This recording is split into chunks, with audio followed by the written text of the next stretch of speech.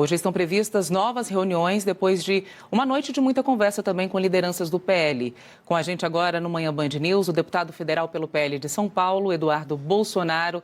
Tudo bem, deputado? Bem-vindo, viu? Obrigada por aceitar o nosso convite. Eu que agradeço, satisfação falar com os senhores da Band News. Bom, deputado, para a gente começar, queria repercutir essa fala recente do seu irmão Flávio Bolsonaro, depois de visitar Jair Bolsonaro.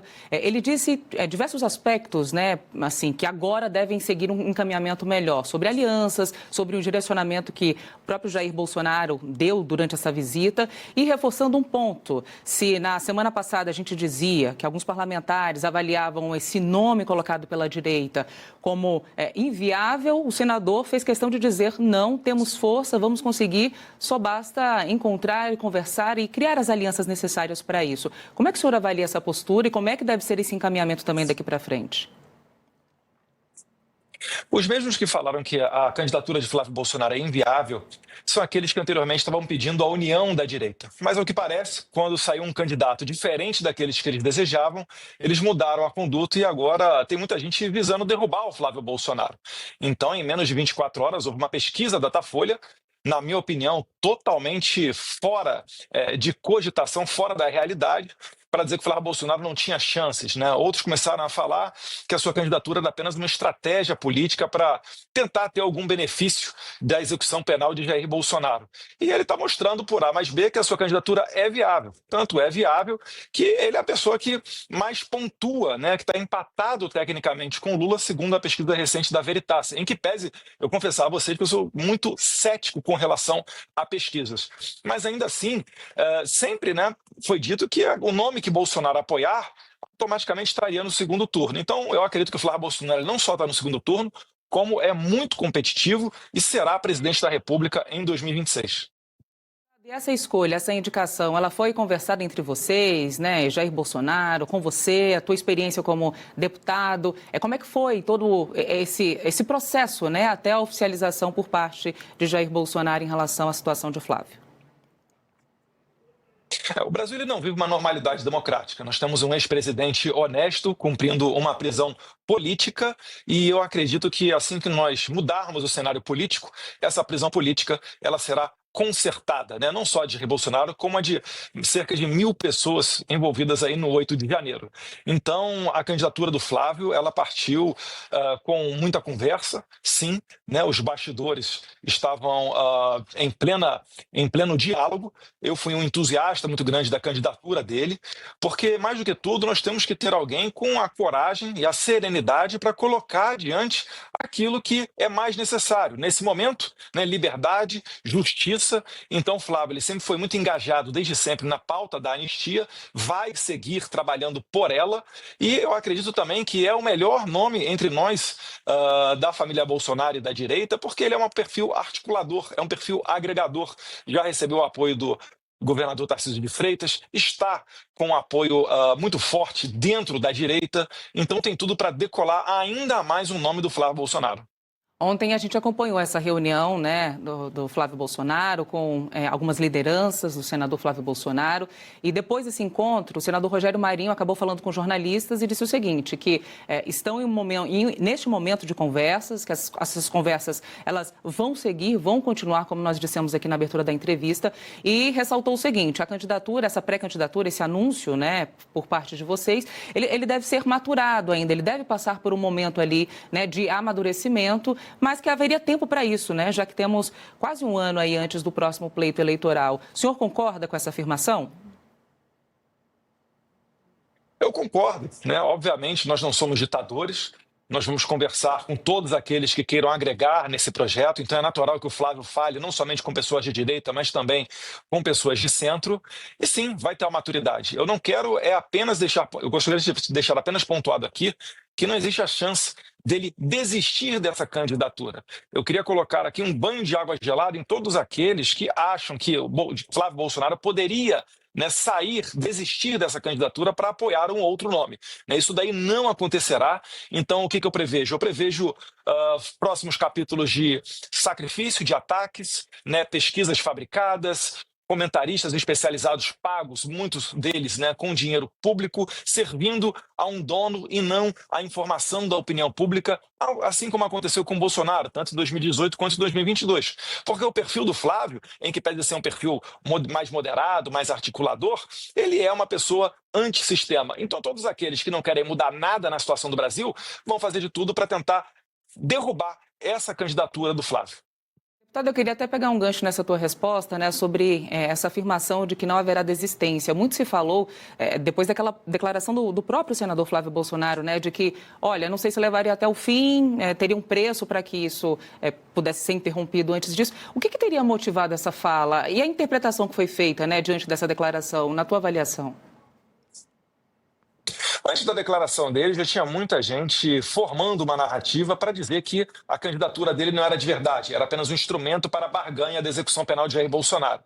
Então, ele apenas utilizou esse gancho, né? Ao que pareceu ali foi uma estratégia mais midiática para atrair atenção. E quando ele deu a entrevista no momento subsequente, né, a criar esse suspense, esse mistério, ele falou: minha candidatura tem um preço, é a justiça, é a liberdade, e ele só abriria a mão da sua candidatura para Jair Bolsonaro. Em outras palavras, se tivermos a anistia, Flávio Bolsonaro está fora e Jair Bolsonaro será o legítimo concorrente à presidência em 2026, que é o que nós esperávamos, né? Afinal de contas, Jair Bolsonaro estava nos Estados Unidos, retornou para o Brasil e ele está sendo a prova viva de que existe uma perseguição indo contra não só ele, mas toda a direita brasileira, né? O que ocorre é que o Jair Bolsonaro ele está no caminho entre esses poderosos e a população. Uma vez que ele esteja fora do caminho, a população, os conservadores, serão a próxima vítima desse aparato persecutório.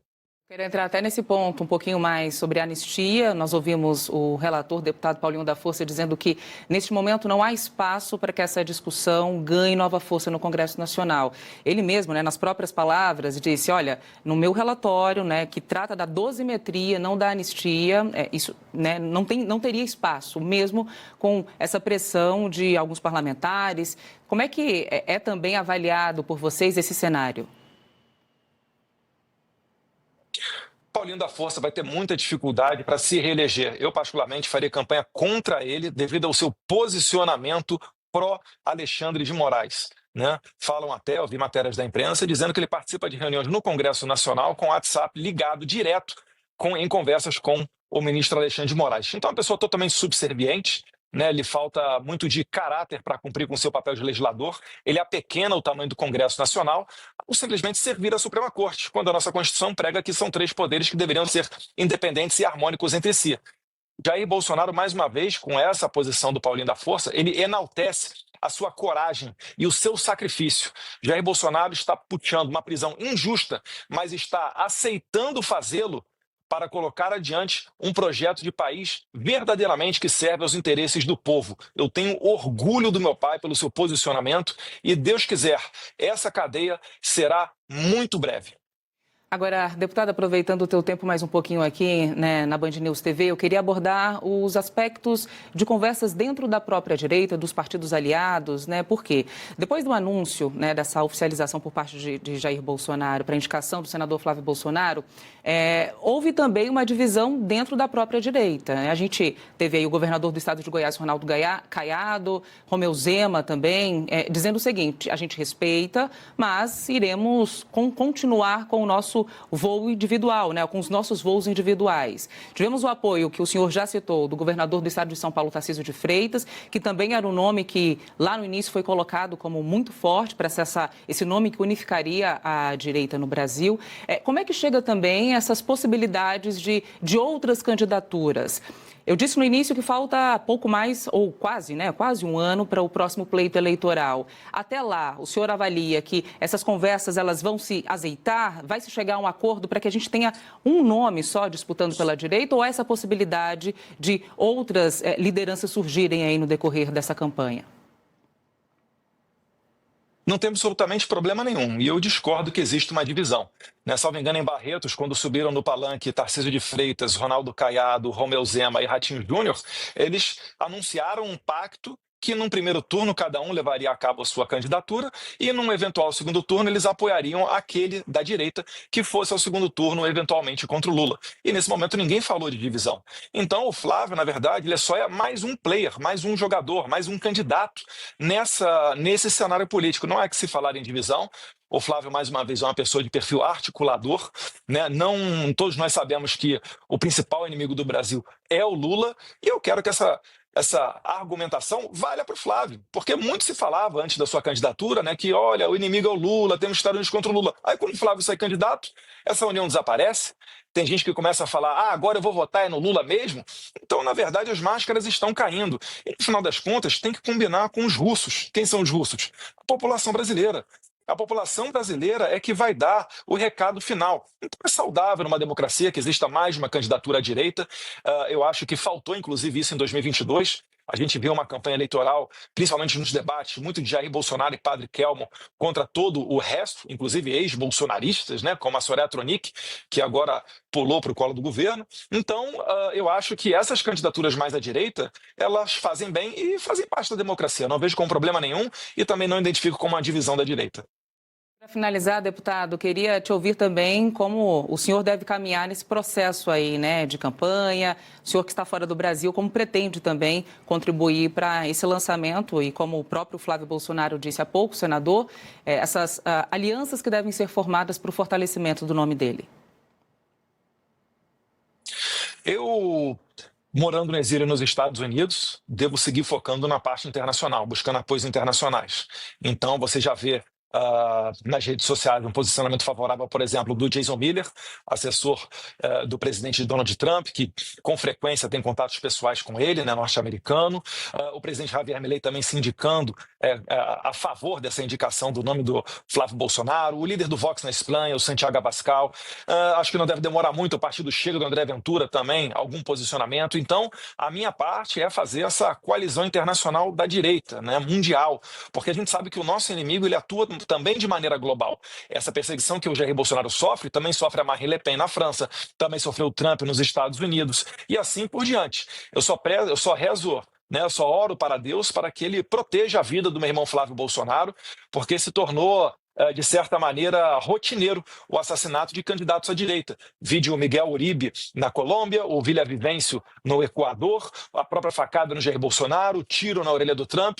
Então, eu acho que a partir de agora, com a firmeza e a coragem do Flávio para anunciar sua candidatura, que inclusive fiquei mais feliz como se fosse eu mesmo me candidatando, né, torcendo muito pelo meu irmão, eu agora peço orações pela vida dele para que ele não sofra essa injustiça como Jair Bolsonaro sofreu em 2018 e quase veio a falecer. Deputado Eduardo Bolsonaro, muito obrigada pela tua participação. Excelente dia por aí. Até uma próxima aqui na Band News TV. Eu que agradeço a oportunidade. Bom trabalho a vocês da Band News. Tchau, tchau.